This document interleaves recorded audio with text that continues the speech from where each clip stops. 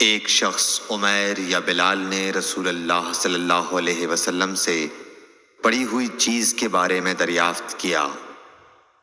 آپ نے فرمایا اس کی بندھن پہچان لے، یا فرمایا کہ اس کا برتن اور تھیلی کو پہچان لے، پھر 1 سال تک اس کی شناخت کا اعلان کراؤ، پھر اس کا مالک نہ ملے تو اس سے فائدہ اٹھاؤ، اور اگر اس کا مالک آ جائے تو اسے سونپ دو۔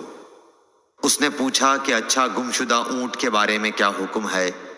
آپ کو اس قدر غصہ آ گیا کہ رخسار مبارک سرخ ہو گئے، یا راوی نے یہ کہا کہ آپ کا چہرہ سرخ ہو گیا۔ یہ سن کر آپ صلی اللہ علیہ وسلم نے فرمایا، تجھے اونٹ سے کیا واسطہ؟